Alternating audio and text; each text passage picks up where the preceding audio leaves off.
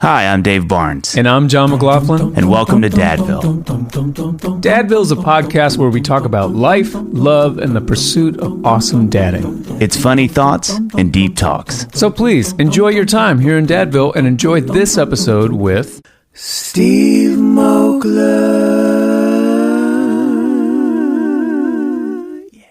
Guys, let me tell you something about today. We've got one of my favorite people in the whole world on the podcast. Cut it out. We'll talk about the guest, though. Oh, sorry. Also, here with us is Steve Moakler, who I've known for a long time and really care about.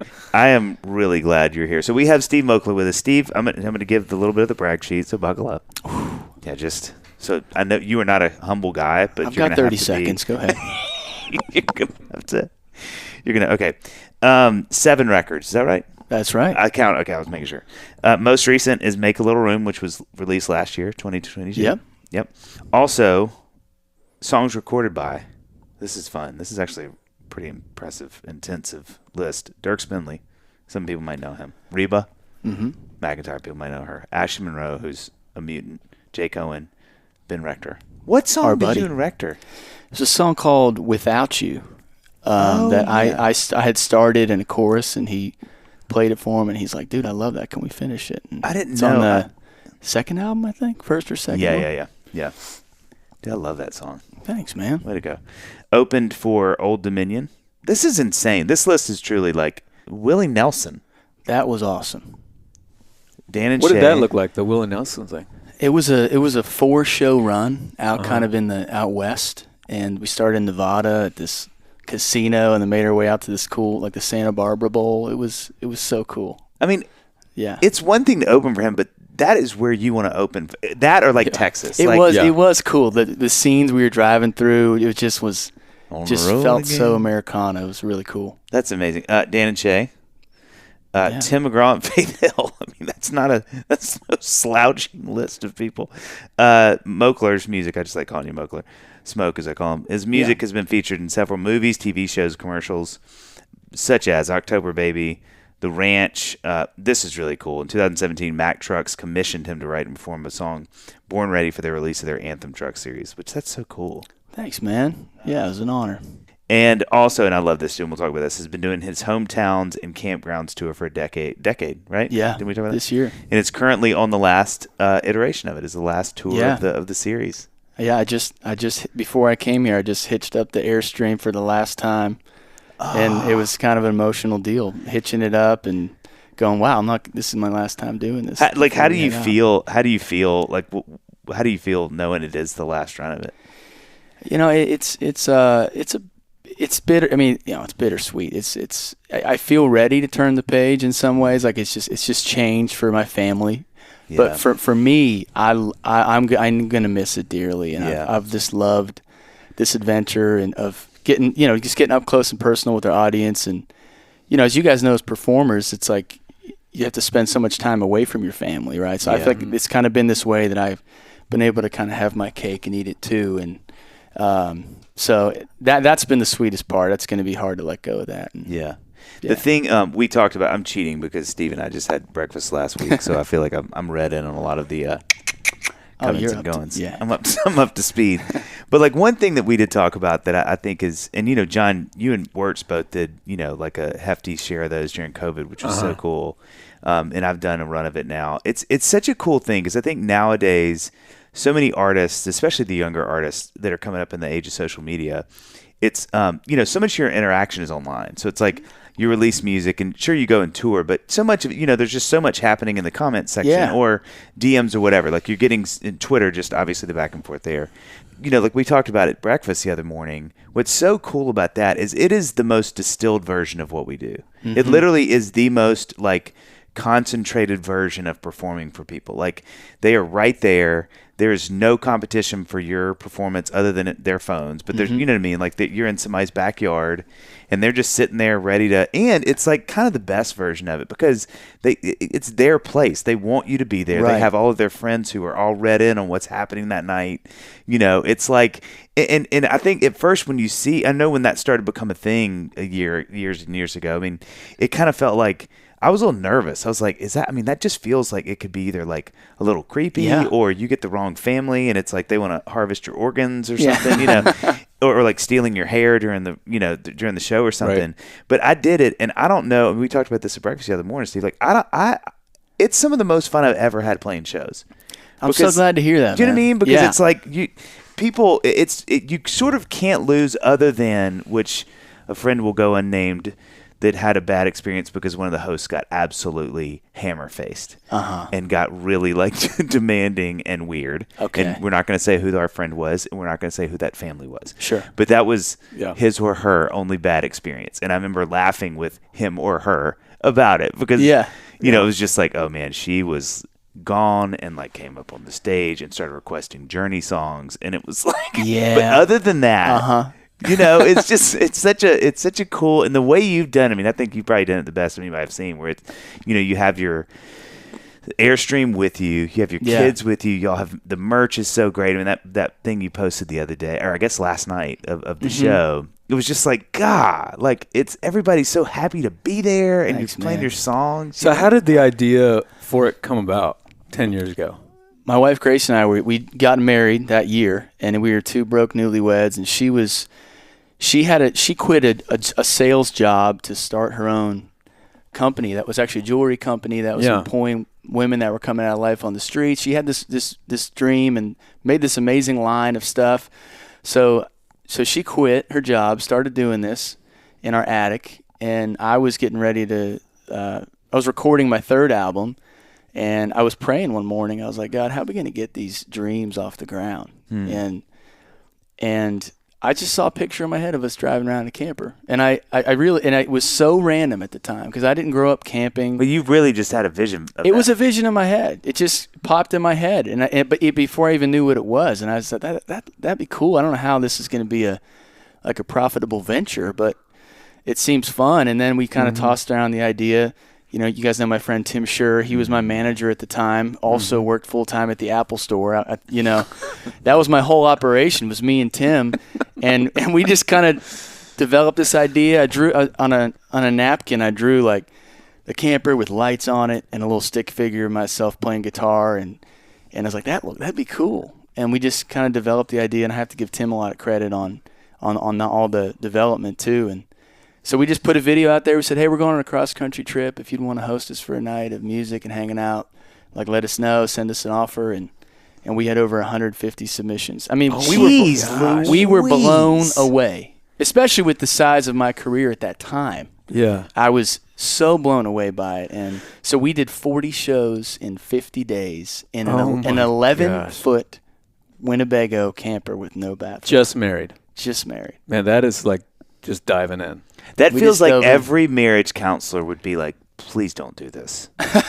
Please. It feels like the crazy example that the marriage counselor is giving when they're making a point. Yeah. Like, unless you're in like an 11-foot trailer doing 40 shows in 50 days. Dude, it was awesome. Yeah. So when you had that idea, my personality, the first thing I would think, let's say I got this idea like you did. I have this vision. I'm like, well, that could be cool in some ways. But my first thought would be like, that is, and I love people, but I'm like, that is, I would feel like a hostage maybe. Was there any reservations as far as that goes? None.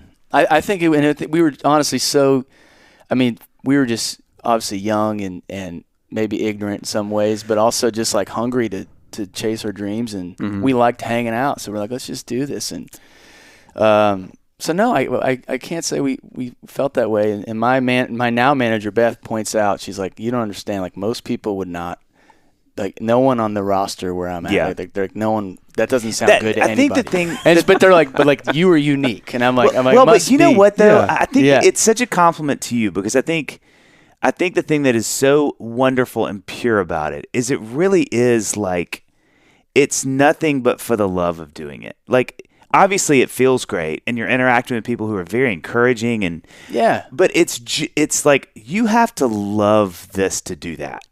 Because there's no safety. There's no like, you can't be inauthentic because it's, it's picked up on immediately. You can't not enjoy it. You can't half-hearted play a song or two. Like, it's to me that kind of, like I said, the most distilled version of it. So you only do that if you're like, I want to play for people and it doesn't matter what it looks like. It can't be like, I only do it if like 300 people are there, or I'm only playing stadiums. You know what I mean? It's like, it has to be from a place of just pure enjoyment and passion.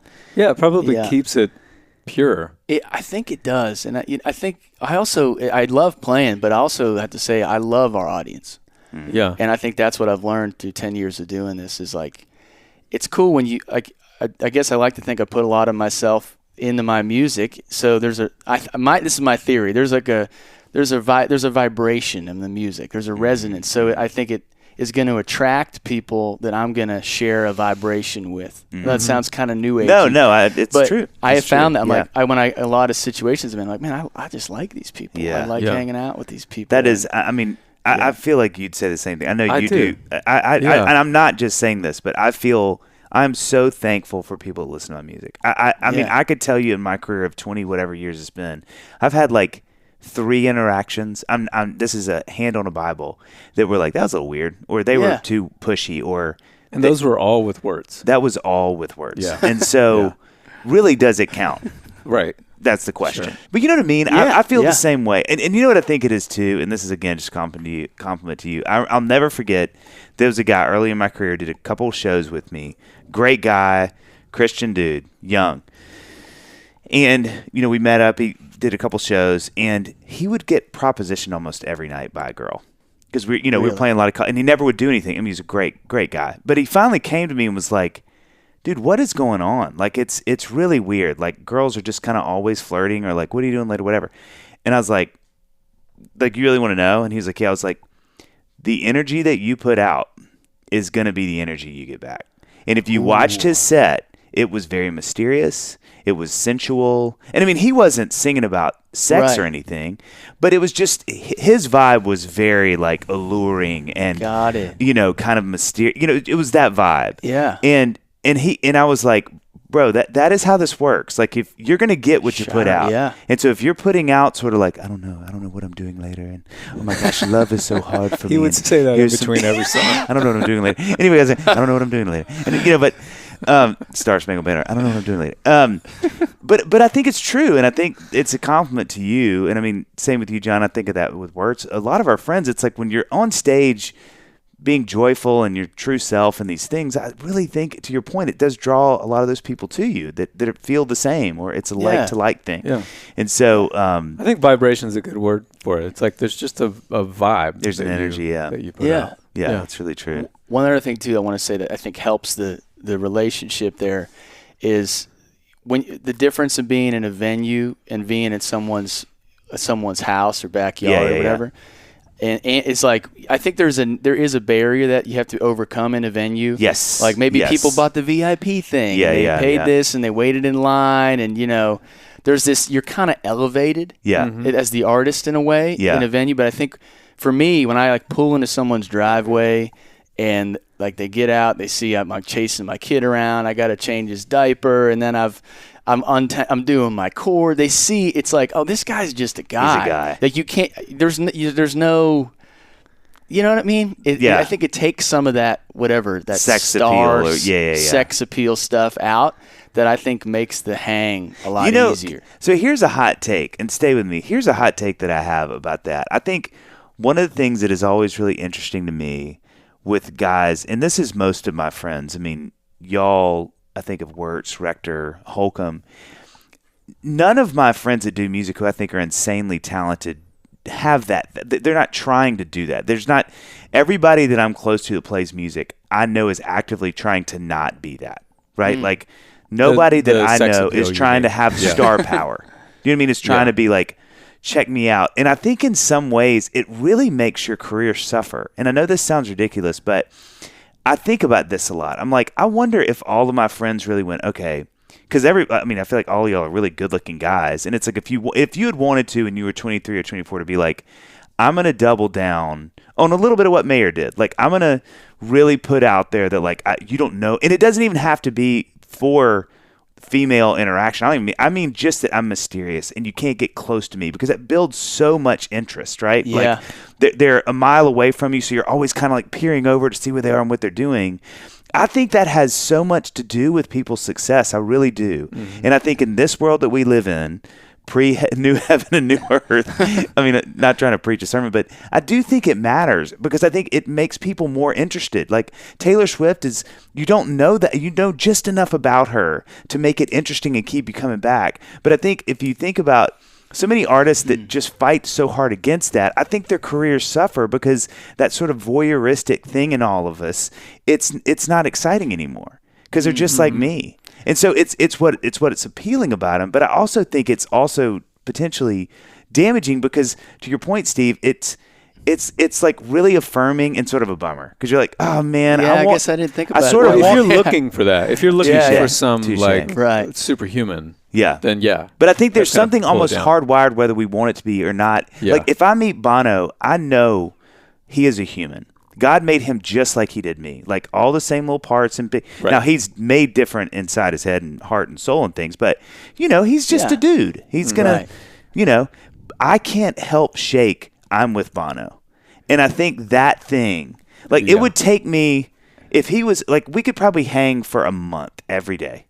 And maybe after a month, where we are like first name basis, he's confiding in me and there's a real sense of equality, I may finally be like, yeah, that's just Paul Hewson. He's a good dude. Uh-huh. Yeah. But it's just Paul. Like, I think there's just something built into us that anytime that stuff is doubled down on, you just can't help be more interested, because there is something we already want to, we're trying to make little Jesuses everywhere. We're little idol makers. And so the closer we can get one between where the real one isn't us, you're always going to want that, because it's just, so I think to your point, Steve, it's funny because the minute you're changing the diapers and things, it's this beautiful connection. But I sort of laugh to myself sometimes, like, I just wonder if all of our careers as sort of like guys who are trying to do the right thing in the world have suffered because we haven't sort of been like, no, that's too close. People are like, wait, what? No. Oh my God, you got to meet this guy. He's so mysterious and cool. And, he's not like me, and that makes him cool. And I can sort of put him on a pedestal, where it's like, all of us have done such a good job, I feel like, of sort of knocking that thing down,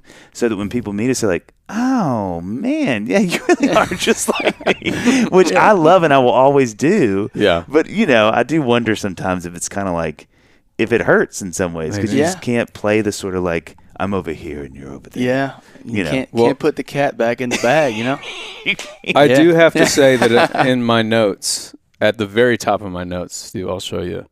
The first thing I just have listed is your hair. Oh, wow. While we're on the subject of sex appeal. I just want to say your hair, I was looking at it today when I was researching and getting stuff together on my notes. I'm like, you've got that hair that, like, it's a rare thing. It's like you look at it and you're like, what is so great about it? What is he doing? You're just like, it's like you're just pushing it back, but you're like, 99 out of 100 people they could have the same length of hair. I don't know about that. They just wouldn't make it work.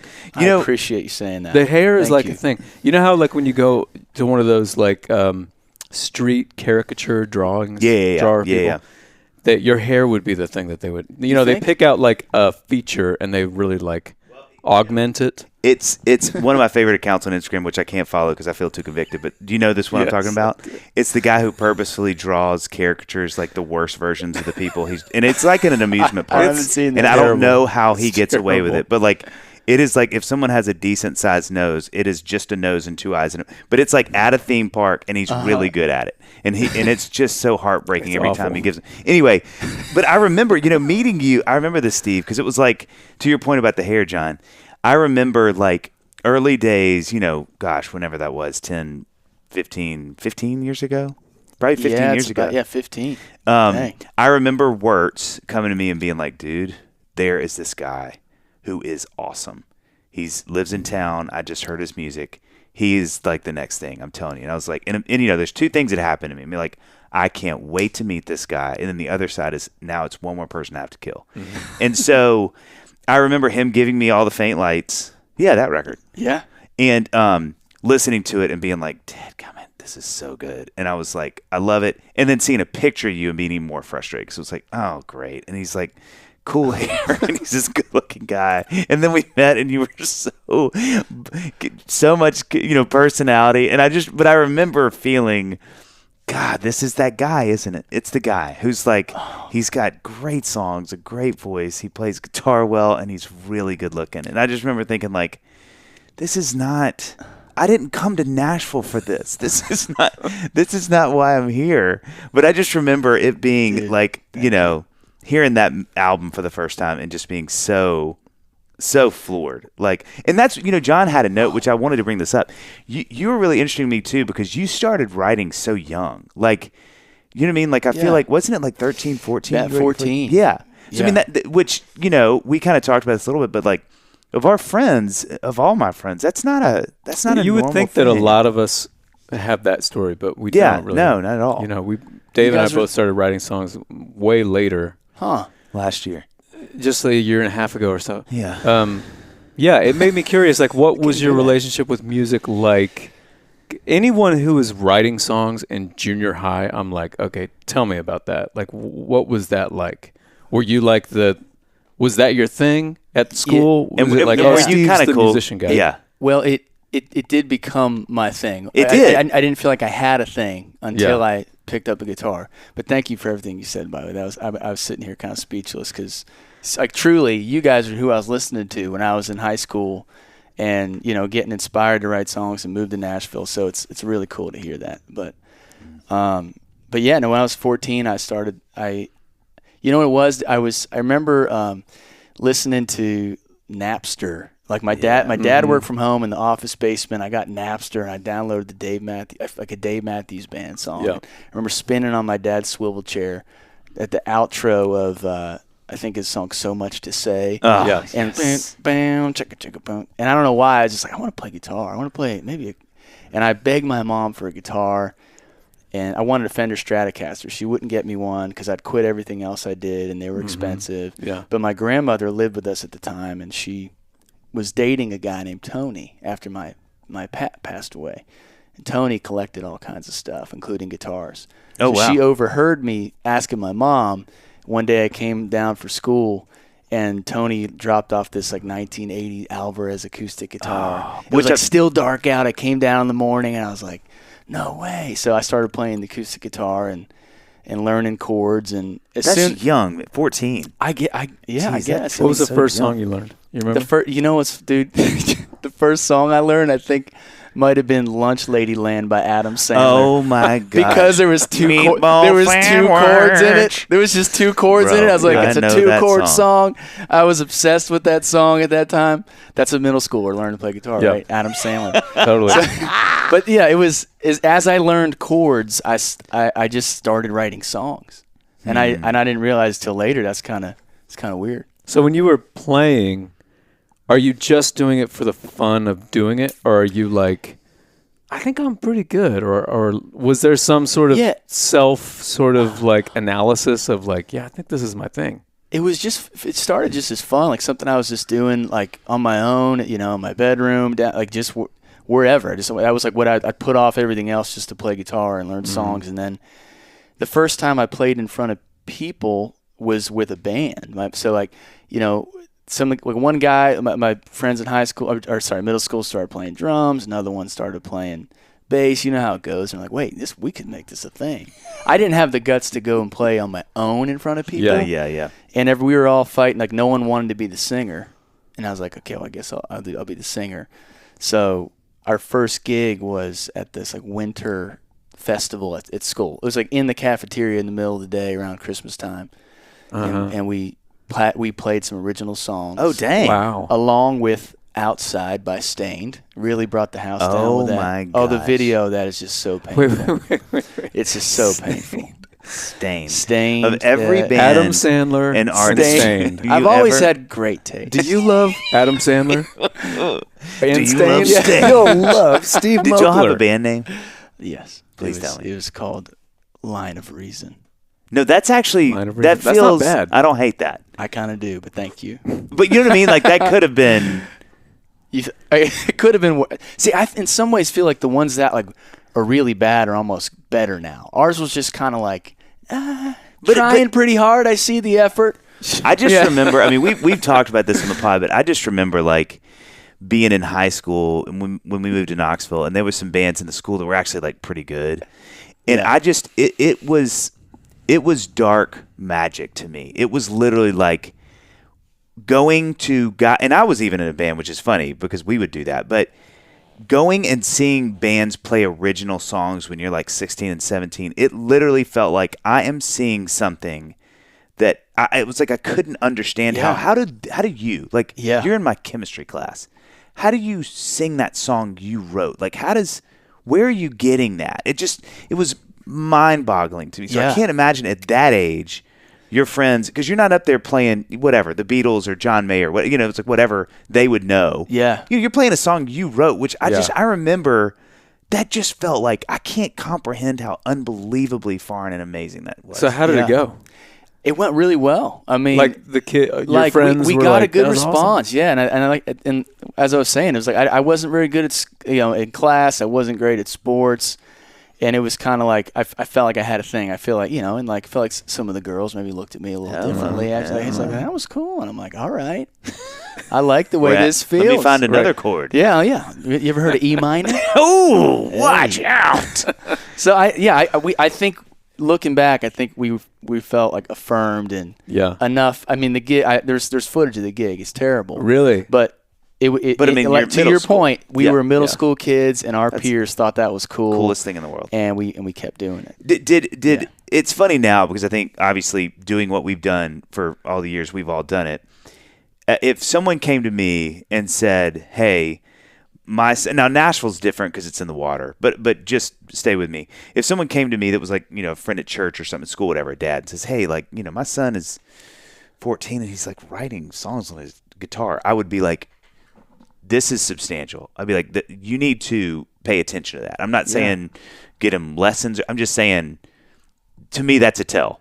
Because it's one thing if he's sitting playing for hours in his room, I'd still be like, that's great. Like, something's in there. But when someone says they're writing songs at that age, that's to me like that's not normal. Like that probably means something, because it's one thing to want to sing somebody else's songs, it's the one thing to learn licks. But when you're writing a song at 14, 15, 16, especially to me in the middle of Pennsylvania or somewhere that doesn't have a pedigree for it, I'm like, if I ran like that's my nephew or something, I'm going to be like, hey, you need to pay attention to that, because that's a substantial tell to me. Yeah. So it's not surprising you'd be here doing this for a living now, because to me, I'm like, you don't write songs as a 14-year-old kid unless you really want to, like, you love music, or you know what I mean? Like, you have something to say. It's in you. Well said. Yeah. So it's interesting to hear, to John's point. I mean, 14 is not. I guess it is pretty young. Yeah. It's really young. It's like, and then to play out at your, I just can't, like, I can't get over Stained. I'm like, I'm trying. Yeah, I know. It was a weird choice. It was the sound of the times. You guys remember? Oh, totally. It was. But it confuses me. Listen to me. I'm on the outside. I'm looking in. Does that not how it feels to be 14? It feels like a Line of Reason song. That's how you feel at 14. That's a Line of Reason song. Well, it's a Line of Reason brand. I mean, that was y'all's brand. You know what I mean? So I'm curious though, like, music's your thing, go through high school, and then you you come here to Nashville. Yeah. And you do a couple years at Belmont, right? Yeah. And then you leave Belmont, and then you just do music full on. So did you? Well, I tried. Yes. Yeah. Eventually. Let me ask something really quickly to Belmont, because I want to know, was it intimidating to go and be around all those songwriters? Yeah. Yeah. Yeah, I was. And I think.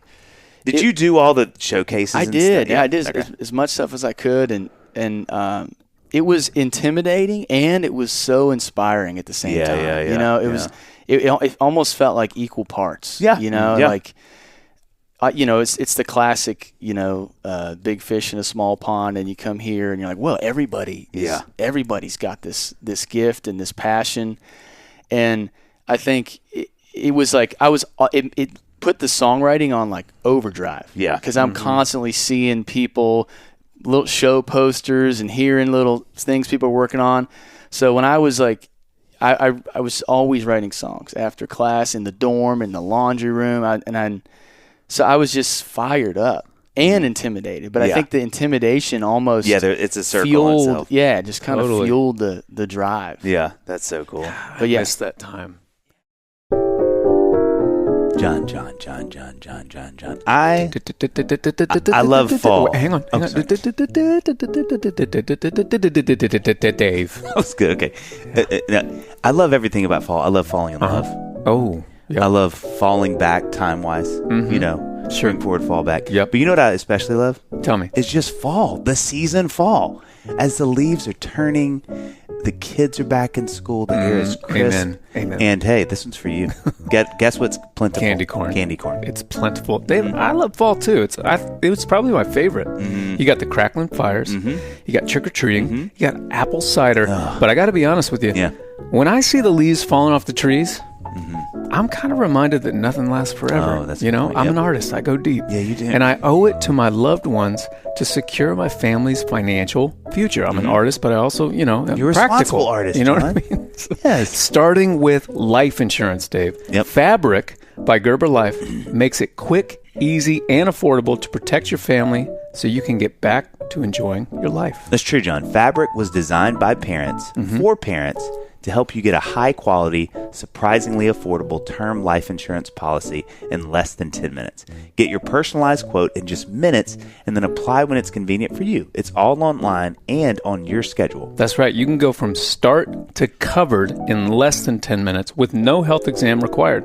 With over 1,700 five-star reviews, Wow. They're rated as excellent on Trustpilot. Not sure if life insurance is right for you? Take Fabric's quick 60-second quiz to find out.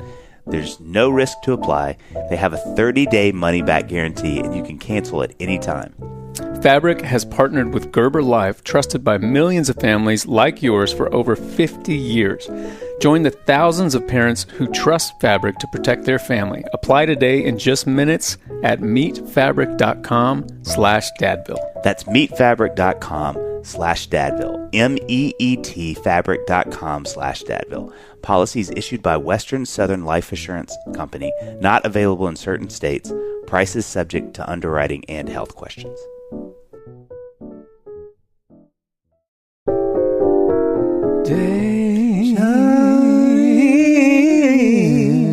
Look, you and I both have online e-commerce platforms, Yeah, right? we do. We're Yeah. selling stuff, Yeah. right? Well, listen, if you're selling a little or a lot, Shopify helps you do your thing, however you cha-ching. I see where you're You going. remember those commercials? I The cha-ching thing? do. Johnny, Shopify is the global commerce platform that helps you sell at every stage of your business, even if your business is the stage. Stop it. Come on. Stop You're on it. fire, dude. No, I can't. You're right. From the launch your online shop stage to the first real life store stage, all the way to the did we just hit 1 million orders stage? I remember that Yeah, stage, me man. too. Months and months ago, maybe.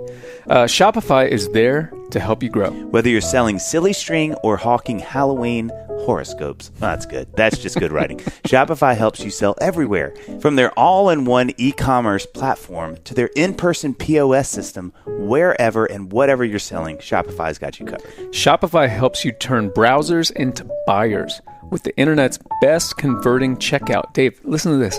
36% better on average compared to other leading commerce platforms. They're just That's taunting crazy. people. And sell more with less effort thanks to Shopify Magic, your AI-powered all-star. Now, personally, what I love about Shopify is no matter how big you want to grow, Shopify gets you what you need to take your business all the way to the top. Another fun fact about Shopify, it powers 10% of all e-commerce in the U.S. That's and insane. Shopify is the global force behind Allbirds, Rothy's, and Brooklinen, and millions of other entrepreneurs of every size across 175 countries. Plus, not to one-up you, but I am kind of on top right now, Shopify's award-winning help is there to support your success every step of the way. Because businesses that grow with Shopify. Yeah, that's good news, but not as good as this news because it actually serves people well, okay? Sign up for a $1 per month trial period at shopify.com/Dadville, all lowercase. Go to shopify.com/Dadville now to grow your business, no matter what stage you're in. Shopify.com/Dadville. What I miss about that, like as you're describing that, it makes me miss those days of being in a practice room all the time, and just any new thing that was a song. was a new thing. Yes. Yeah, and you could make a song out of any. Like if you heard on some old record or something, some chord that was like, oh, what is that? And then you play it for the first time, and it's like, that's a song. And I'm only speaking for me here. My bar was so low that like, it's like, whatever the lyrics are, it doesn't matter. But like, oh, it's a song now. I love that you said old record, like you were sitting around listening like Dizzy Gillespie or like, I was. Like The Entertainer. That's what I came But from. It's true. Yeah, those days of just the unadulterated, everything was inspiring. And to your point, Steve, I used to tell people, because they'd be like, why Nashville? Is it hard being a songwriter or whatever, musician with all these other people? And I would always say, when you come here, you're either inspired or intimidated. And I think the people who are inspired are the ones that seem to stick it out. But I've amended that sense, and it's what you said. I'm like, no, it's actually both. It's like you're going to get intimidated and inspired. It's just hopefully you're more inspired than intimidated. Right. But there's no way to be here and not feel like, what am I doing? Because you bump into somebody who plays a song or something, and you're like, and again, you're coming from a place where, you were kind of the guy. It was like you were sort of the guy who was like, oh, my buddy writes songs. You're like, I'm the one guy in my school that kind of does this. Yeah. To like, everybody at this school seems to do this at a very significant level. Yeah. And it's, as you guys know, it's still like that. I think like Belmont in a lot of ways was just like this kind of microcosm of that, what I was going to get into. It was just prepared me, because I still feel that. And it's always a challenge to, when you feel intimidated, don't let it get into envy. It's like channel it into inspiration. Yeah. This town is so full of that. If you can like just reroute your brain to go, put it in here. Get it down to the heart. Don't I agree. I heard an interview. This is so random, but Jewel was doing, this is probably 20 years ago. She was doing this thing for MTV. And I remember laughing so hard because you could see the producer, they were doing like, it was like a ski, like a snow ski, like spring break, but at, in Denver or Boulder or something, and that Park City, name it. But it was like, and we have Jewel who's playing outside a set, and that producer was like, we're going to put a little thing down. She and a percussionist, we're going to plug her in. It'll be on the side of the slope. And you could tell the minute it comes on to her, she's like, this is the most miserable I've ever been in my life. And two, do you really think I'm going to be able to perform in these conditions? Like, you could read that immediately. And she kind of powers through her set. She's got gloves on, but the tips are, and it was just, I was, even at that age, but she said something that I thought was really interesting. They were like, what is your hope for your music? And she said, really just that it inspires. That's really all I want. And I remember at the time thinking, that's the weirdest answer I've ever heard. I was probably early 20s. And I was like, no, you want people to buy it. Or you want them to sing it. But I'm like, that's it.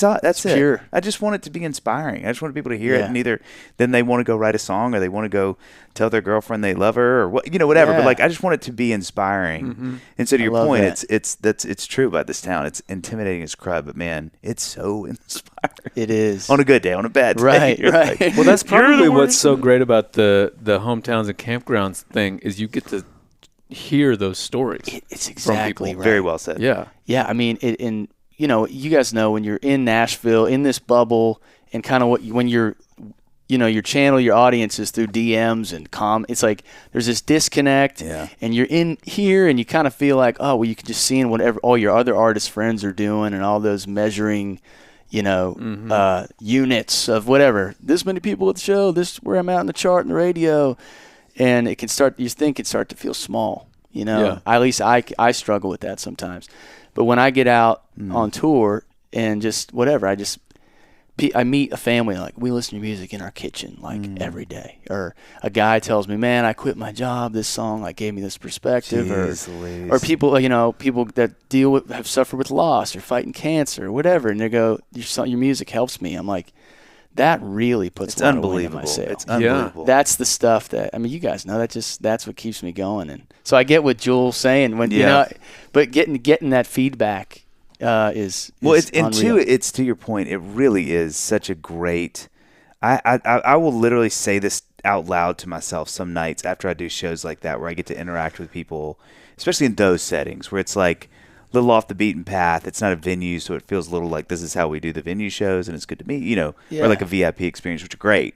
But like, we actually have a chance to really interact with people. I will find myself, I will get in the car after those events, and I'll think, I need to do this more. Because I'll think, it's so clarifying. Yes. Like you see the songs people react to. I'll joke because I'll be like, I got to stop writing songs like that. Nobody cares. But boy, these they love. And of course, I'm joking. But it's just such a pure version of what we do. It is. It's immediately you can see, and then to have people come up, like you said, and share these stories that are just so impactful. Those nights to me are just so powerful.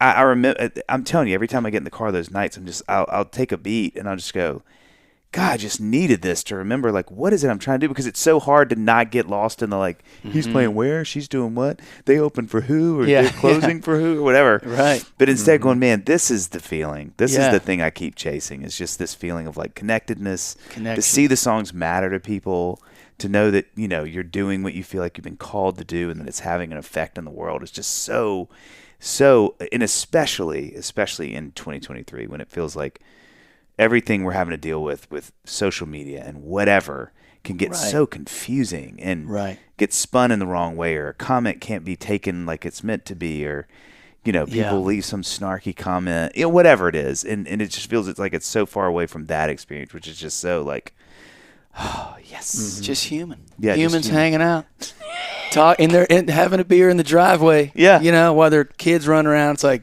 it's just good. It is, man. It's just good. So there's got to be another side to it's not the opposite side, but we're talking about the pure, the great, the awesome. But you've got to have some good stories. Steve. Some like Steve. Oh, buddy. Steve. We're ready for it. Will you please? I told John, I was like, this is probably top 5 my favorite performance stories of any of my friends. Wow, I know you got a lot. Will you please tell the story? I can't talk about it. You talking about the Girl Scouts? John, you are about to experience. I'm not kidding. I'll tell people this story. I mean, it's your story. I'll tell them as you. I want to hear your version. I'll just rant.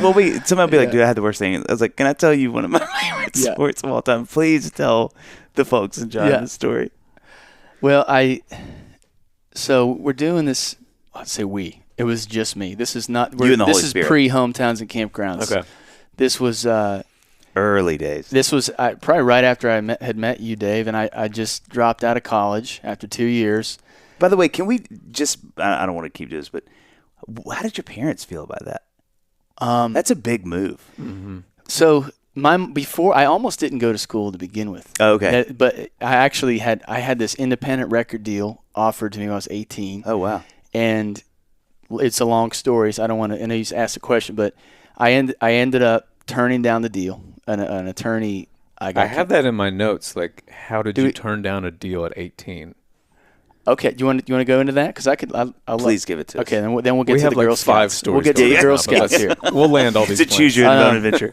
So when I was 18, I made my first solo CD. The other stuff was with I had Line of Reason and another band, and I made my first solo thing. What was the name of the other band? And it was another try-hard name. It was called My Evergreen Avenue. Oh, that's amazing. I like that, actually. You guys are so nice. No, that is good. You think that's cool? Yes. All right. The other one was called Stained with Adams. Wait, what is Rector's high school band? It's so good. His is Euromart. That's cool. That is, to me, that wins. But you have to be from Berlin, though. That's the only thing. It's like it's a Euromart little feels. Yeah. Euromart. But I like that about it. When he told me that, I was like, it's so cool, but it's so not Ben Rector. Like Euromart. It's pretty hip. It sounds like it'd just be like just MIDI synths. And right. Like, yeah. Welcome tonight. We are going to have some fun with the band. Yeah. Anyway. We were trying hard. We were trying very hard. My Evergreen Avenue. So, but the band was breaking up. Everyone was going to college, and I was like, I'm serious about this. I really want to keep doing it. So I recorded a CD in one of my mom's coworkers' husband's basements. He brought me over and just reverbed the crap out of the recordings, and it was awesome. I was stoked. We had this little 7-song EP, printed it out. Is it just you and a guitar? Just me and a guitar. Okay.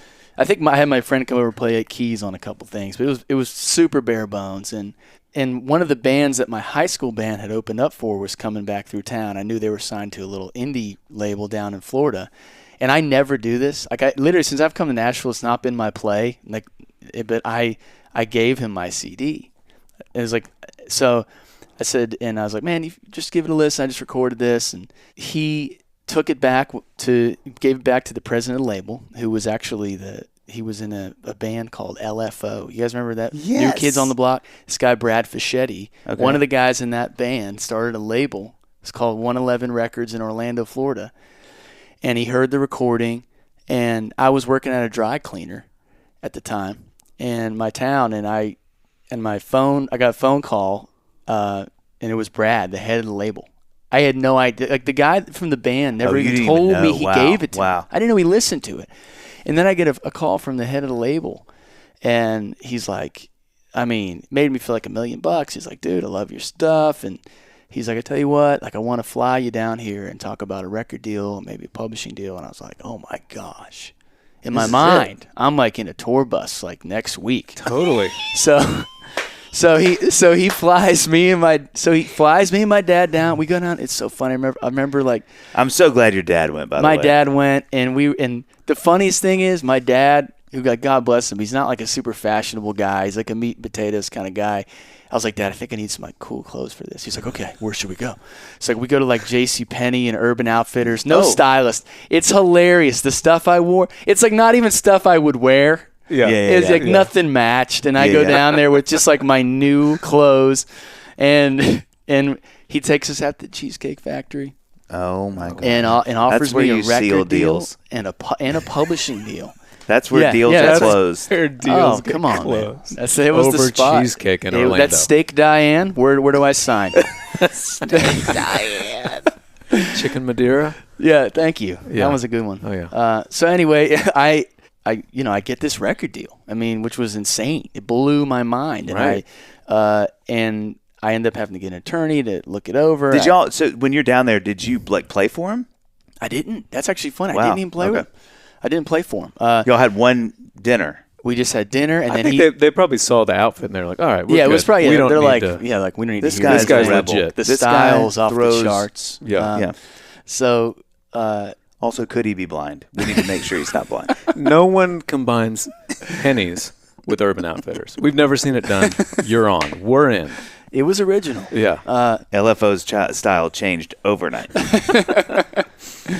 So anyway, I had to find this attorney. It's a long story. I get connected with this guy. He's like a kind of an underdog attorney. But I knew he represented some bands that I knew and whatever. He ends up. Is he out of Philly? Where is he? Or Pittsburgh? He's actually out of St. Louis. Oh wow. And I call him up. Because we should. I don't even know if we said this. You grew up right outside of Pittsburgh. I grew outside of Pittsburgh. That should have been said long ago. No, it's all right. And this guy, I call him up. He's like, "Hey, I got 5 minutes. What do you need?" And I ended up. It was just super that vibe. But then he ended up talking to me for like an hour. I think he could tell I was lost. I was naive, and he could I think his heart just went out to me. Mm-hmm. So we talked for a long time, and he's like, "Why don't you send me over the deal, and I'll take a look at it." So we send the deal over, and I'll never forget being again down in the basement where I downloaded Dave Matthews on Napster, my dad's office. You're back on the swivel chair. Back on the swivel chair, watching the deal memo come through my dad's fax machine. Oh, wow. Which takes you back, right? Yeah. Wow. Watching it come through, and I'm just seeing like entire paragraphs are scratched out, and he's adding zeros to budgets like in my favor. And I'm like, yeah. This looks, I thought it was cool. This is even better.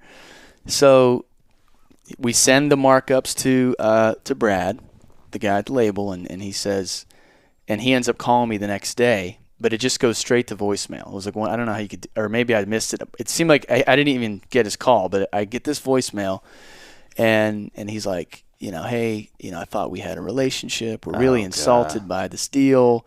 You have a choice to make. You can either work with this attorney or you can work with us, but you can't do both. Wow. And I was like, what? Like, I'm 18 and I already have to decide who I trust and what to do. And I mean, it was like, again, I was so on the high of this potential deal, and I was just like kind of crushed.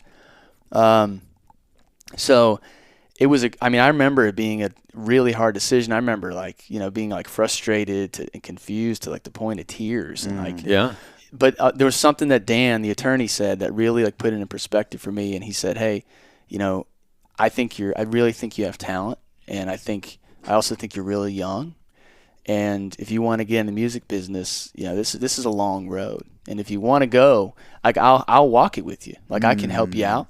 He's like, but if I was you, I wouldn't get in bed with the first person who wants to sleep with you. He put it like that, and I don't know why. It just was like, yeah, maybe that's right. And so I'm just so impressed with any 18-year-old who could be offered a deal and because as you're talking about what he said to you, which of course makes all the sense in the world, to me as a 41-year-old, but at 18, it's like I had no ability to see, like, it's a long road, man. Like, sentences like that fell on deaf ears for me. Well, it was not what I wanted to hear, right? Right. I mean, but kudos to you for making the tough decision at that time. Thanks. I feel so grateful, man. I mean, I'm so grateful. Yeah, that is the definition of dodging a bullet. Yeah, it's so evident now, and it's just God's protection. Honestly, I'm so glad because that's what brought me to Nashville, which has been like the best thing that ever happened to me. Because I was never probably going to come here. Because I wasn't even making country music at that time and all that. I probably wouldn't have made it here. My mom was like, "Hey," she was relieved. She was she was relieved, and she's like, "Listen, she's like, I would love for you just to go to college for 2 years. If you just go for 2 years, gotcha. Okay. She said, I'll support you in whatever you want to do, but I just want you to have that experience and know what you'd be passing on." Wow. And I thought that was great advice too. That's really cool. Because it wasn't like you have to get a degree. Right. It was just it's not about the paperwork. No, she it was wants you to have the experience. And that was great. That was great. Yeah. So that's what led me down to Nashville. I was like, okay, well, obviously that made music feel really serious. I just got a record deal, so I'm not going to go study, finance in Iowa now. Like I really want to keep finance. Iowans. Everyone's plan B. Yeah. It's just if you meet one financier in Iowa, you meet 1,000. That's right. You throw a rock, you're going to hit a financier. No offense to finances. There's so academics many in Iowa, fine people. Just trying to make a point that I was like, it just made me even more serious about music. So I Google music, Google like music school, music business school, and that's how I found Belmont. That is crazy. No way. Yeah. Okay, so back diversion to the Girl Scouts. Yeah. So go to Belmont here for a couple out. years, have a great experience. I'm inspired, but my 2 years is up. I have fulfilled my Did you kind of always promise to my mom. I mean, when your mom said that, I'm assuming you just kind of knew like I'm going to do 2 years and be done. I think that's how I felt. Okay, it's hard to remember my headspace at the time. I think I was still I was thinking, I'm going to get a record deal before I even get out of here. I think that's where my head was. Yeah. But because I was offered one when I was 18. Well, too, and kudos to your parents, and I want to say this really quick for all the listeners. I think one of the things that is really interesting for people like me who grew up where college was, like I went to college and loved it. It's best, some of the best 4 years of my life, 4.5 years of my life, is all I knew was you go to college. Everybody I knew, that was kind of, like you went to high school and then you went to college, and it's I love hearing you say that. I think there's so much value. Our friend Al Andrews, who's been on the pod a few times, who we all love dearly. Yeah. He gave his kids an option and said, I want you to actually take a year off and see what you want to do first, and then we'll send you to college, right? Because you have a little more informed if you even want to go to college. To hear your parents go, hey, let's go, but let's go for 2 years. Like, I need to hear that. And I think there's probably parents who are listening that are going like, oh yeah, there are other options than just sending your kid to college. You know what I mean? Like I just like that your mom was like, just give me 2 years, because it's so, the thing I love about that is there's also equal chance you could go and be like, I love this. Right. Yeah. I'm going to stick out the whole time, or gone what you did where you're like, that was great. It like scratched an itch, and now I kind of know what I want to do. I just think that's cool. Right. I think it's I think especially for people like me, you're like, no, you graduate college, high school, and you go to college. It's cool to hear like, oh, there's other ways to think about that. I gotta give props to my mom. I think she and my dad. I think they handled that really well. And the third option could have been, okay, I'm done 2 years and I fall flat on my face, and I go, I don't want to do music. I can't. It's not working out. Yeah. And so there was that option too. I know in her practical mind, she probably was like, I believe in you, but right. Her hand is hovering above the checkbook. That was an option. Belmont. That was an option. For sure. Do you, real quick, and I don't think that you should, because it's not like any of us have dusted out our diplomas. Are you going to go back to school? That's what he's going to ask. Does it bother you that you didn't finish? Does it come up ever? It doesn't bother me anymore. It did for a while. Those first couple of years when I dropped out, It did bother me. Wow. And it was because I didn't, and this will lead into the Girl Scout story, but I didn't drop out with a deal. I didn't have anything. I didn't have a song in a TV show. I didn't have anything going. I just was like, I just can't focus on this anymore. I can't like sit in business or Spanish or whatever. I just want to get out and do this. I'm so sure it's what I want to do. You knew I'm not an Iowan. Cool. I like that. Well, thanks. I was it. You were looking at properties in Iowa. Yeah. Like, it doesn't feel right. Yeah, that's right. It just didn't. No, sit I like right. that. I think that's way cooler. It is. It's great of a story than. Well, thanks, man. After your 100th sink, you're like, all right, the bank account's bulging. Yeah, no, off to Iowa we go. I had nothing. I had nothing, and I just, but I other than just like I felt like it's what I wanted to do, and I was like, especially around the time my friends started graduating, right, and I still didn't have much to show for it, so I was like, sweating it out a little bit, there was definitely a period, and I did take online classes briefly. I mean, like 4 credits while I was trying to get out and do shows. Now that just kind of didn't work out. It didn't last for me. But now it doesn't get to me. Good. So she walks out on stage to sing this duet with me. Okay. We've been practicing for weeks. Yeah. I'm so excited to finally get to do this, but she's been telling me how anxious and nervous she gets. So, sometimes to the point she said that it makes her nauseous. Oh, okay. So she's walking towards me, yeah, and I can see in her eyes the look of complete abject fear. Right. And she starts to grab her stomach. Yeah. And I can tell if I don't get out of the way, she's going to puke all over me. Oh, my gosh. Yeah. That is so Celine. You know what? And that's why you always need to carry a relief band. Yeah, always. Okay. It's not negotiable, folks. Yeah. People, this podcast is sponsored by Relief Band. Have you ever had to pull over because someone in the car was sick? Or maybe someone in your family wanted to skip school or work because they were nauseous. Yeah. If it sounds nauseous? Well, obnoxious. Listen, obnoxious. That's obnoxiously nauseous. Look, people at that, y'all know we make these things up and don't make any money from it. Johnny, that doesn't matter. You know what matters? Tell me. If that sounds familiar, what you're hearing us say, you need Relief Band, the #1 anti-nausea wristband that quickly relieves and effectively prevents nausea and vomiting associated with motion sickness, anxiety, migraines, hangovers, morning sickness, chemotherapy, and so much more. That's right. Relief Band is natural, fast-acting, and will last as long as you need it to last. It's 100% drug-free, non-drowsy, and has 0 side effects. John, you know I'm very conscious of what I put in my body, okay? Yep. So I love that I don't need to take any pills for Relief Band to work its magic. I use Relief Band when I get nauseous on planes, cars, pretty much any time I feel it coming on. That's right. Relief Band has an A+ Better Business Bureau rating and over 100,000, I'm going to say it again. Wow. 100 grand satisfied customers. So they are a brand you can trust. And Relief Band makes a great gift for the nausea sufferer in your life. So if you always have a flashlight on hand for a blackout or a first aid kit on hand for emergencies, then you need a Relief Band for those unexpected nausea moments. Right now, we've got an exclusive offer just for Dadville listeners. If you go to reliefband.com and use promo code Dadville, you will receive 20% off plus free shipping. So head to Relief Band, that's ReliefBand.com, and use our promo code Dadville for 20% off plus free shipping.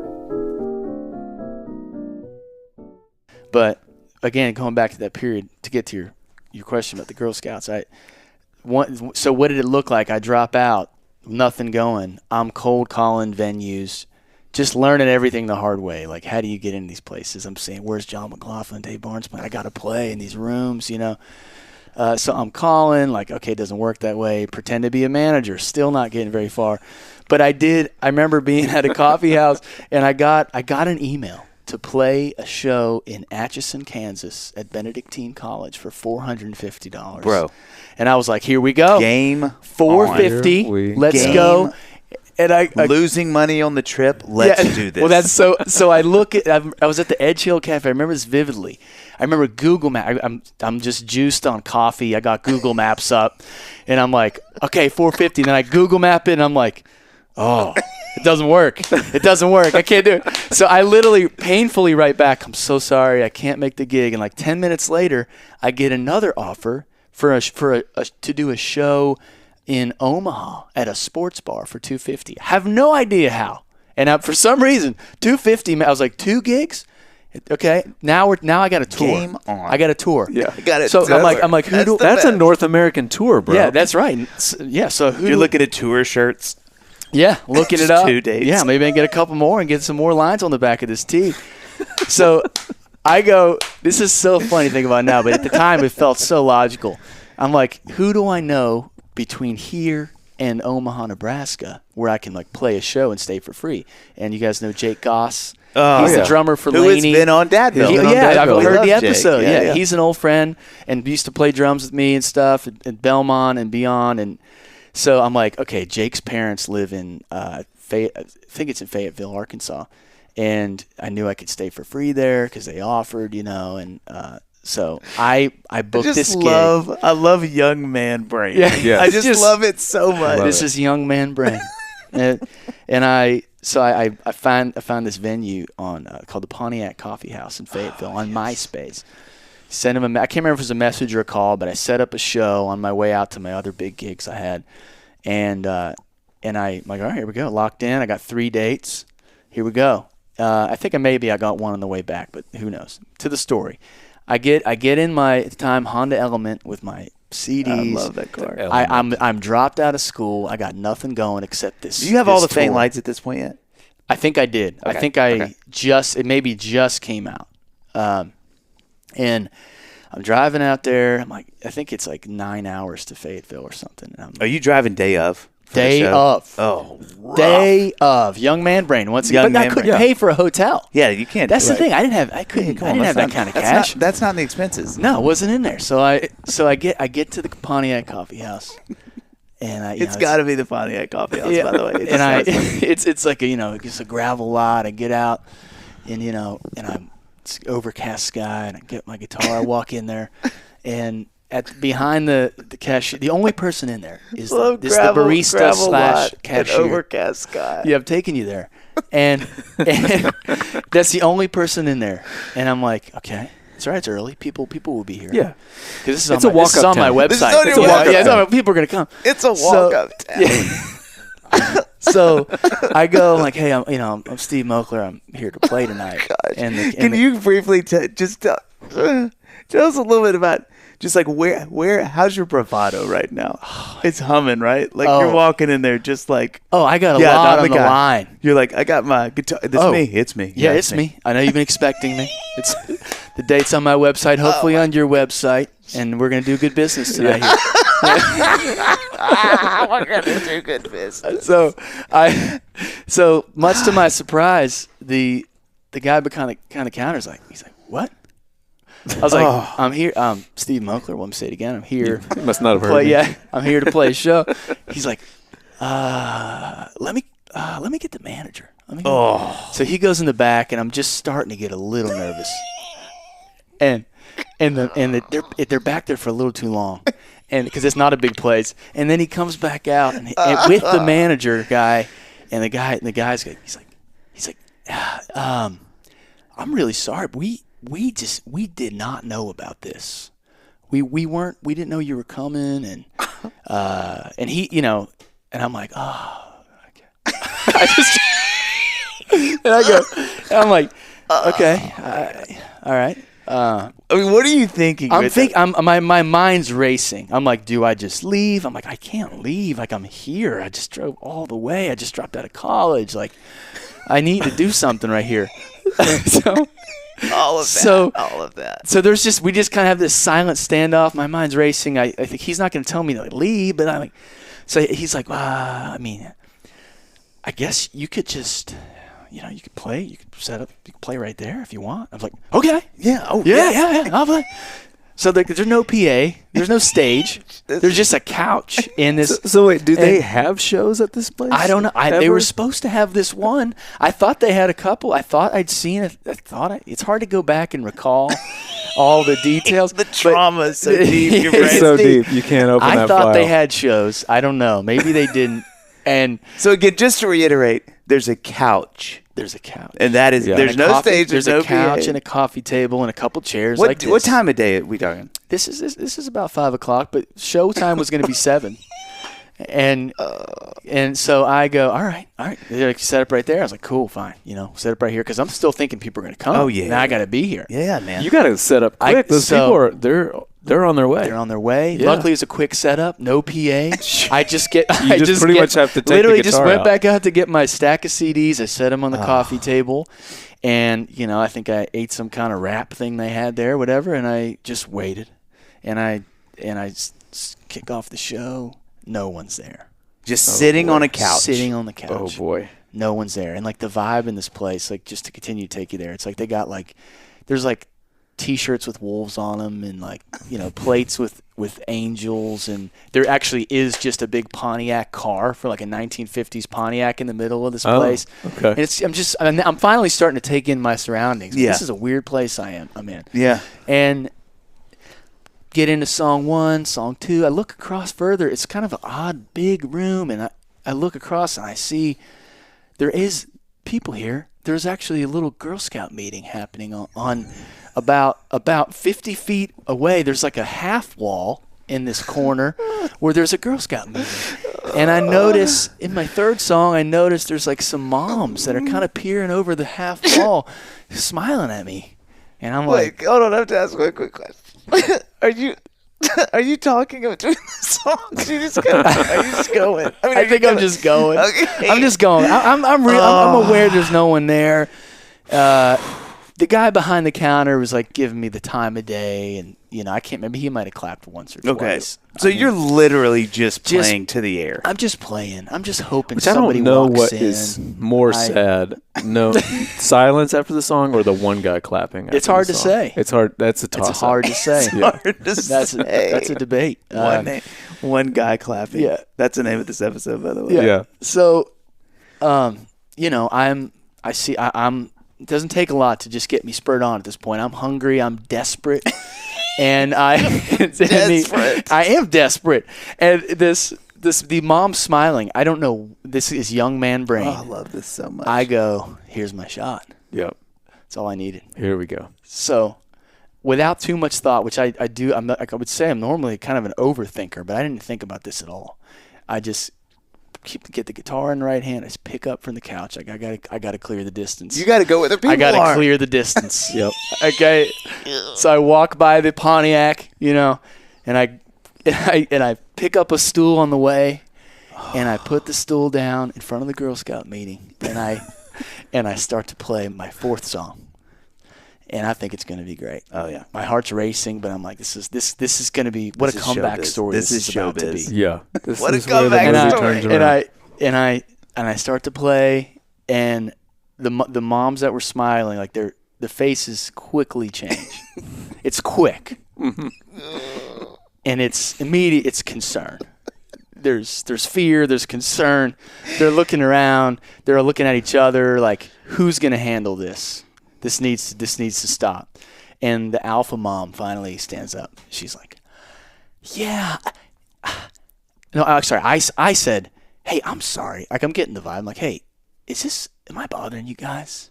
Is this a problem? And then the mom's like, she's like, yeah, I'm so sorry. We're in the middle of something over here. Like, I'm so sorry, but yeah, yeah. And I'm like, yeah, totally, yeah. I got it, yeah, for sure. I'm sorry. I'm sweating right now. Young man, are you crying? Yeah. No. I got it. I got the message. Stop playing. And I pick up the stool and just make the saddest, slowly walk back. The saddest 20-foot walk in the history of time. So sad. And I remember being so ashamed. I couldn't even make eye contact with the cashier guy because I know he saw it all. Oh, and I was like, we can't even look. I think he was trying to act like he didn't see it, just to spare me. He was probably ashamed. I mean, and we're just, and I'm just, and I walk back to the couch, just gutted, and I sit back down and I just just played a few more songs. I was like, maybe someone's going to come. Like one person came in and they just like went straight to buy a coffee and like smiled at. I was like, okay, yeah, smiled at me and walk out. And I think whatever. And actually, and then I did have a friend like text me. I think it was one of Jake's high school friends. Like, hey man, we might be there. I was like, please don't come. Oh my gosh! I said something Once like, we finish this Girl Scout meeting, I was like, I actually just wrapped up, and I was like, no, I don't. Now I don't want anybody here. Now, especially not someone that like knows somebody I know. Yeah. So I played a couple more songs and just wrapped it up. And in the Girl Scout meeting let out, and they were like. A couple of the moms came by on their way out. They were so nice. Like, we're sorry, you really sound great. And we just were in the middle of this, and like one of the moms, like, my cousin works at a radio station here. Why don't you give him a call? Slid me a number, and then they're like, "Are you hungry, hon? We got some food." And I was like, "Actually, I am," And so I go back. I had their like left some rotisserie chicken and grapes, and I just sat there, which feels right. Yeah, and that was the. And some Thin Mints, some Samoans. Probably was a Thin Mint. They were like, here's such Girl Scout cookies. You can have as many as you want. That story, I can't think of many stories that typify the plight. I mean, John's sweating, I'm laughing. I'm sweating, we're living it. It is just like, it's the combination of a few things. It's just the absolute confidence of a young man who is like, I have songs. People need to hear the frickin' songs. Once they hear them. Yeah, it is time for me. It is time for me to get on the road. Like, I love that you walked back to the empty couch side of the room and played a couple more songs. That's the best part. I had to do a couple. That's the best part. I couldn't let them know they got to me the way they did. No. No, just to make sure. But none of them like bought. Because like if I'm the mom, I'm like, here's $10. Thing. I don't think any money was exchanged. I did sell one CD to the guy behind the counter, which was cool. Guy. That guy seems awesome. He was a good guy. To me, as the story's going on, I'm like, I'm rooting for that guy too. He was a good guy. I put him through it that night. He probably tells that story. Jeez. How did the rest of the shows go on the tour? On the first tour? Honestly, the one at the sports bar was not that great, but it was better than that.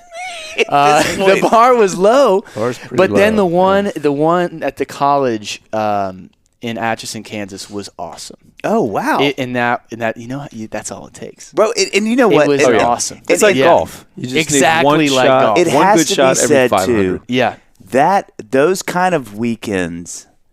As how old are you? 20? I think I was 20, maybe 19. It is 20. Formative.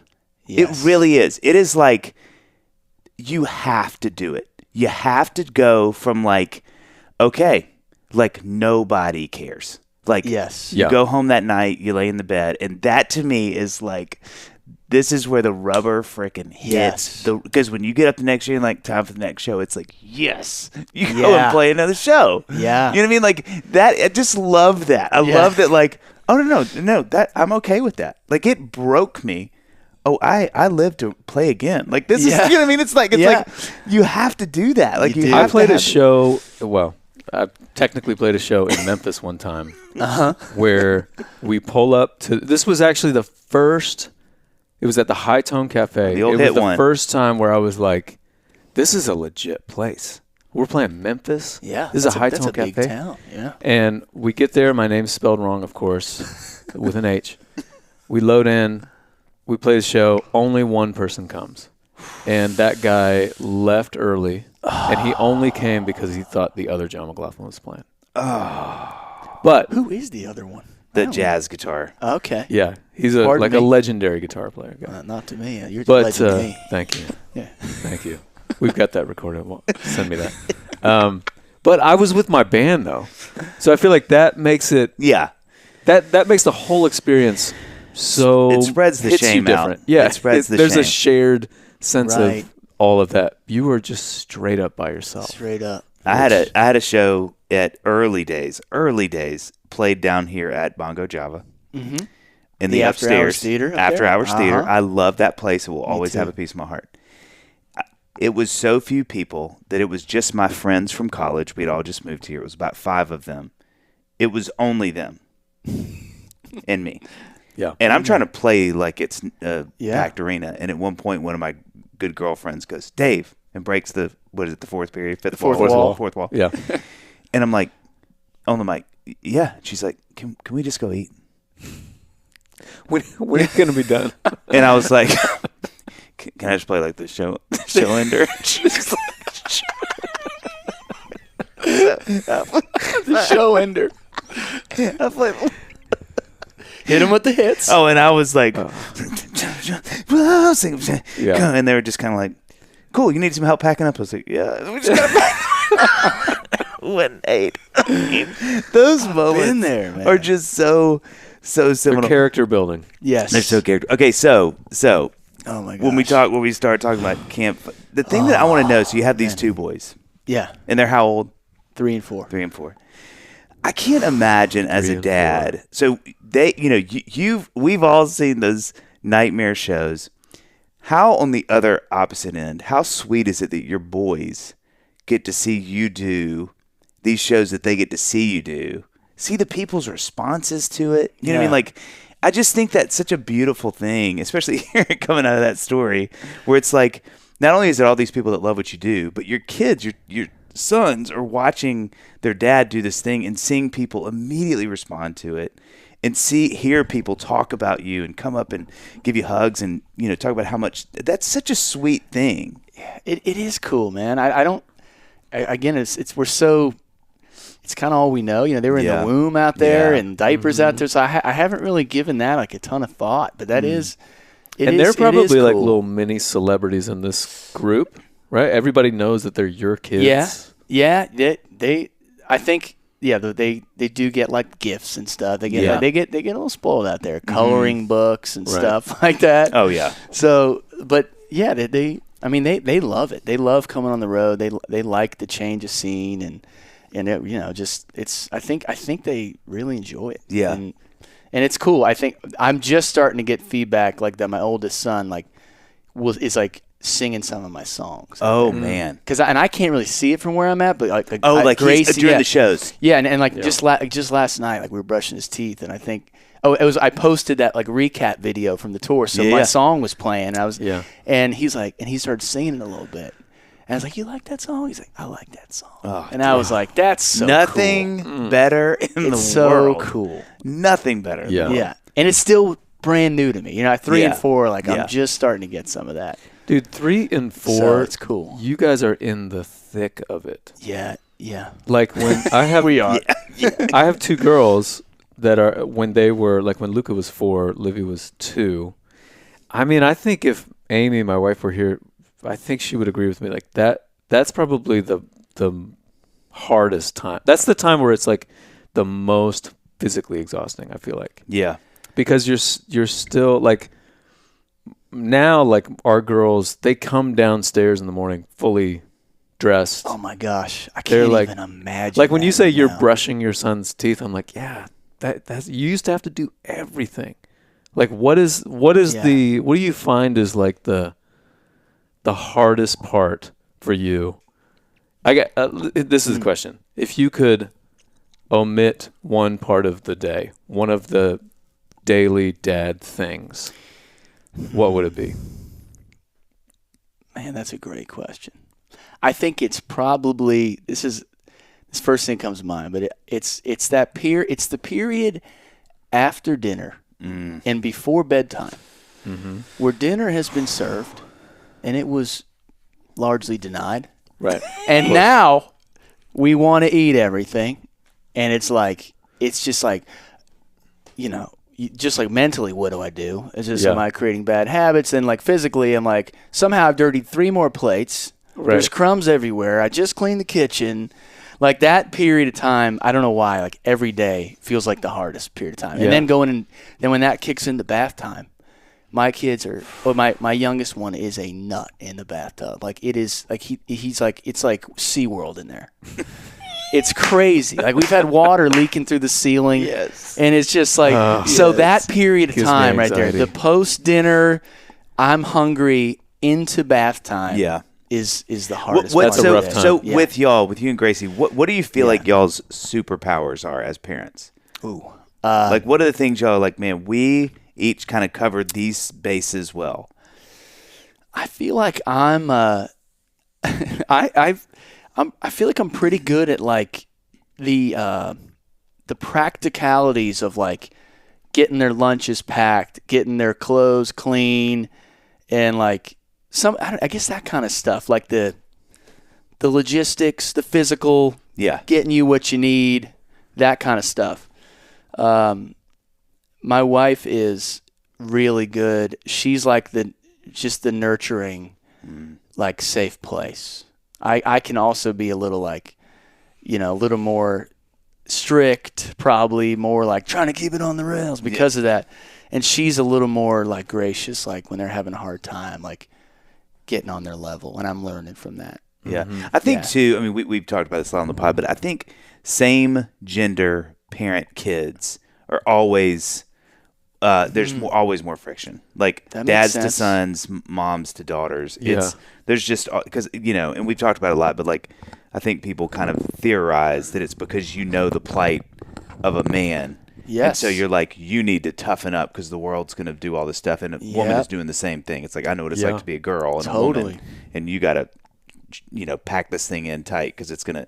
And so I think there's always a little bit when you have just one gender of kids. Yeah. Whatever that parent is, it's the same gender. It can get a little, we've talked to a lot of parents who are like, it gets, you can feel where like, oh, dad's going to lean in different ways on these boys than mom is, obviously. You know what I mean? Yeah, that's good to hear that. It makes you feel less alone, but I do get that. I mean, I think I can see myself in them, So it's like, and there's a little bit of that, and also because they're boys, like they fight, they'll be more, they're more like combative and fight with each other, and I'll feel like I got to referee that. Yeah. You know what I mean? Like, do they scrap?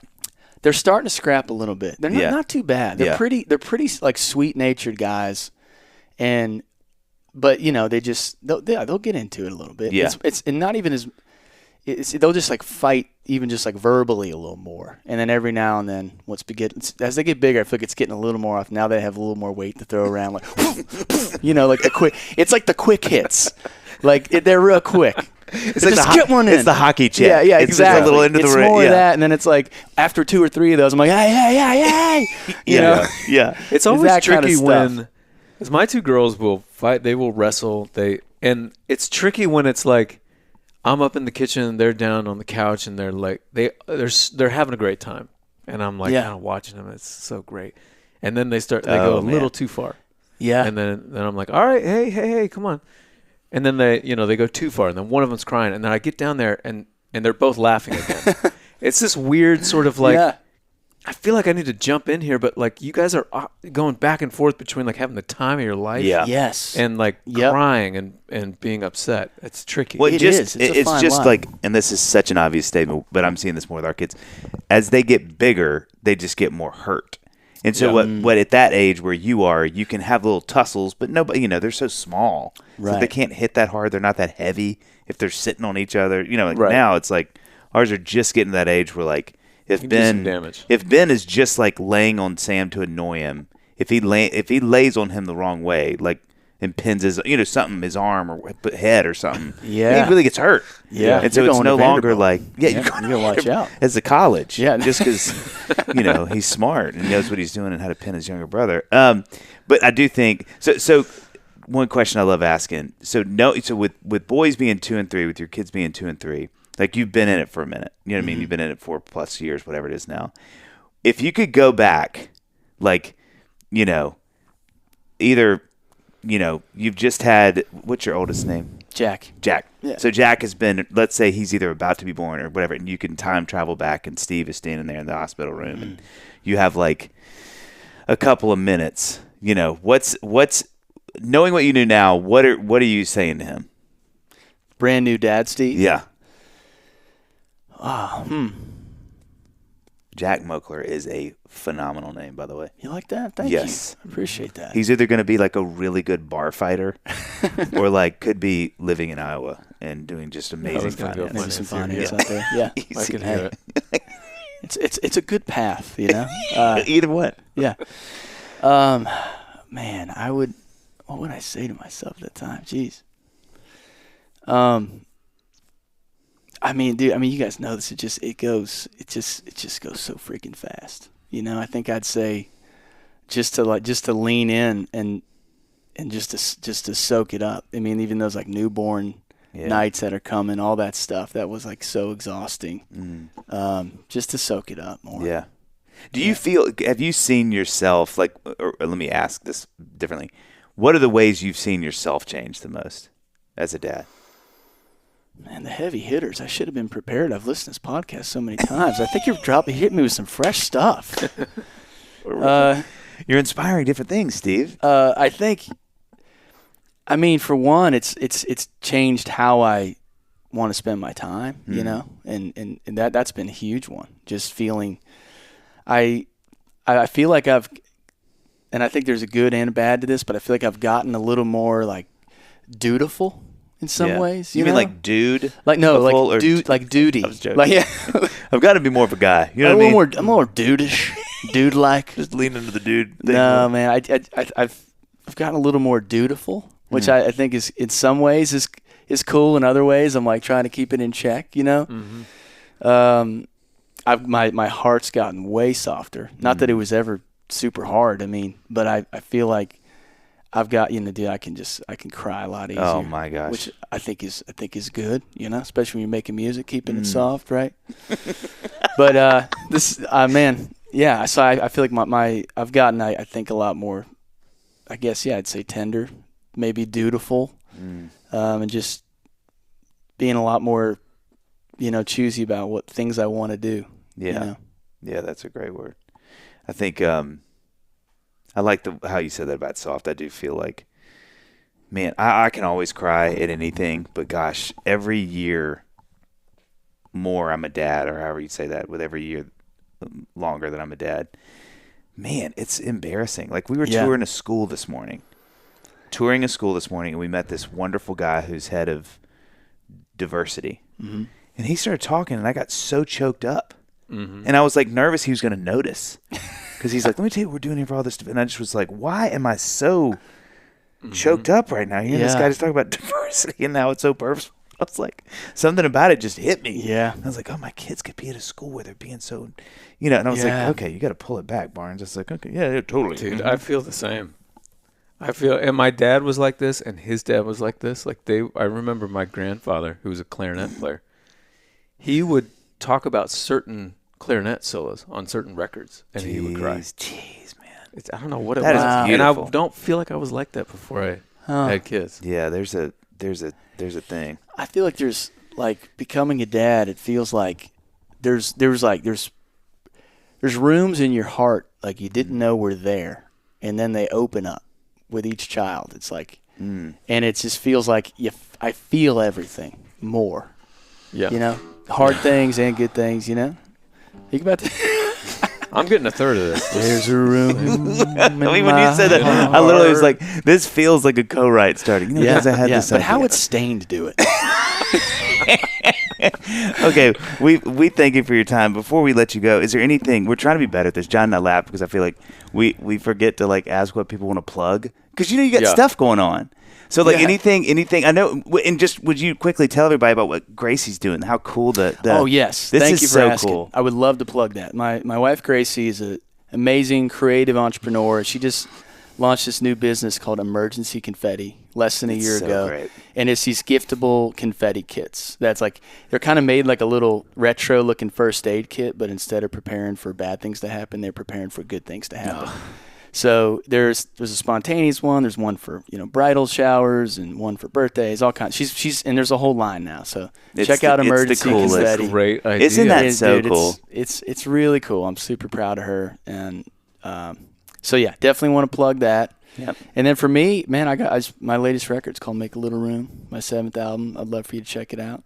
Other than that, I'm in the middle of a tour, so I have no other tour I can promote. But I appreciate you asking. The tour is done. Like the submissions are done. Yes, yeah. The submissions were done a couple months ago, and now we literally are going into our last couple of weeks of the tour. So we just have 2 more weekends of shows. Are you gone straight for those? Is that like you're gone? We're going to pop back in town for in between real quick. Okay. But yeah. Are you hitting Pontiac Coffee House at all, or gonna drive by? Yeah, I mean, honestly, now we're going a different direction, but I've never been the most efficient with the routing, so maybe I'll call up Mrs. Goss, see if we can pull in the driveway. Oh my gosh, all I want is for to know, I just wonder if every time you see Girl Scout cookies, you have you unexpectedly cry. Yeah, you're like, why am I so emotional? I haven't been able to enjoy Tagalongs the same. Maybe that's why. I've never thought about it. And last thing we'll say, this is what wrecks me, is that in your brain, like in my brain, I would have gone, the problem. It's what you said. I got to close the distance. Yeah. And that they are actively having a meeting. And in your brain, you thought, you know what they really want, though? Yeah. Some Steve Moakler songs. Yeah. And how is that missing from this? I just how is that going to go? In my brain, I'm like, I start playing. They go, Deborah, hold on. Are you hearing this? Are you hearing this, young man? I know it's hard not to because he's 5 feet away, but just give him. Girls, can we all? I mean, I just love that somewhere you're like, no, that's a very real possibility. Yeah. I think that's desperation doing its fine work. Desperate. Just just rationalizing. We love you, Steve. Thanks for being on. Thanks for having me, guys.